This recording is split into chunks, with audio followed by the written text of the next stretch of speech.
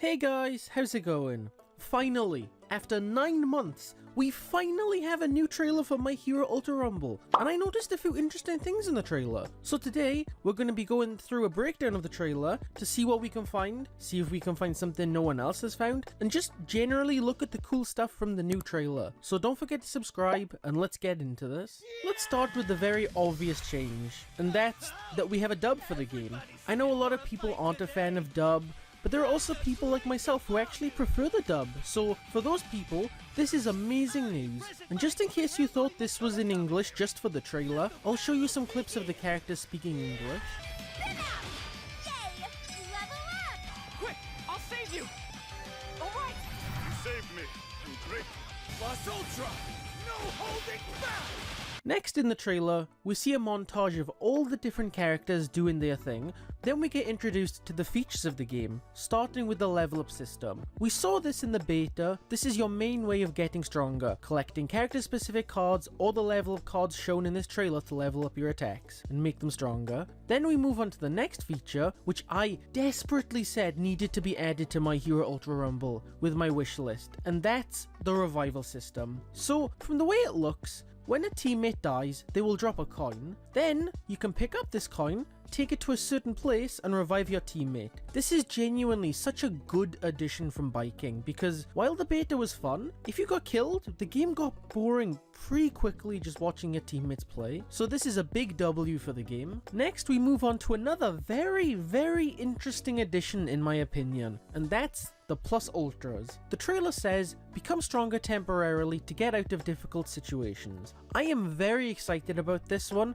and you should be too. One of the biggest problems game-wise was that if you found yourself in a 3-on-1 situation, you physically could not win, and your only option was to try and run. But even then, that didn't work because the enemies would just chase you. And I feel like this feature specifically was added to counter that exact thing. Plus, it just looks awesome. Your character gets a cool aura around them, and hopefully this changes those 3-in-1 moments and gives you more options to fight back. And now, the biggest part of the trailer, the new characters. First we have Eder, which I think will make an amazing addition to the game. He's got speed, he's got power, he's everything you would want in a good character. I think he will be a power type, same as Deku and All Might.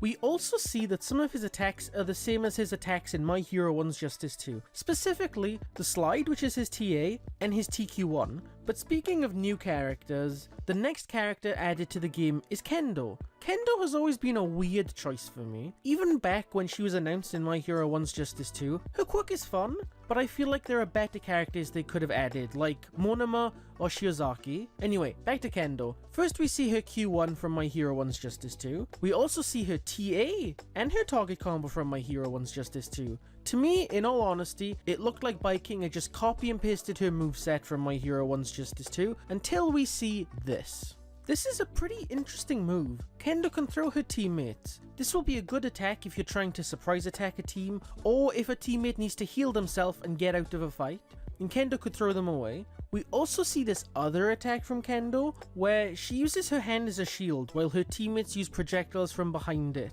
Seeing all of this, I think Kendall will be a support character, shielding teammates, being able to help them get out of difficult situations, and all that good stuff that comes with being a support.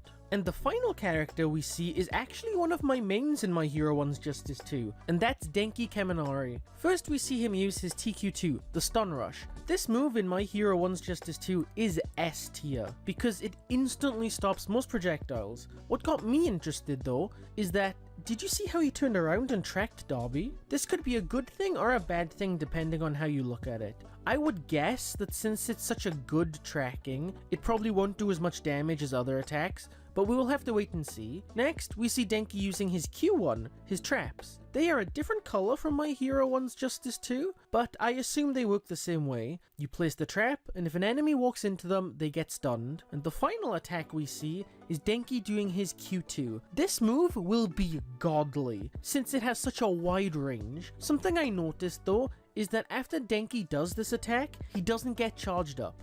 In My Hero 1's Justice 2, after doing this, Denki gets charged and becomes godly for like 8 seconds or so until it runs out. My theory is that Denki still has this charged up mode in Ultra Rumble, but it will be part of his Plus Ultra instead. Seeing all of this, I genuinely believe that Denki will be a technical type, like Uraraka or Compress. Setting up traps, helping out teammates, doing all the good stuff that technical types usually do. Hopefully, technical types do get a small buff from the beta because they genuinely didn't feel that good in my opinion, but we'll have to wait and see like everything else in the trailer. Then, after that, we get another montage of the combat in the game and the trailer ends. To me, this looks like a huge improvement from the last beta. I'm happy to see biking actually doing something these past 9 months or so with the game, other than just balancing. And that's it guys. I'm very hyped for this. I hope you're hyped for this too.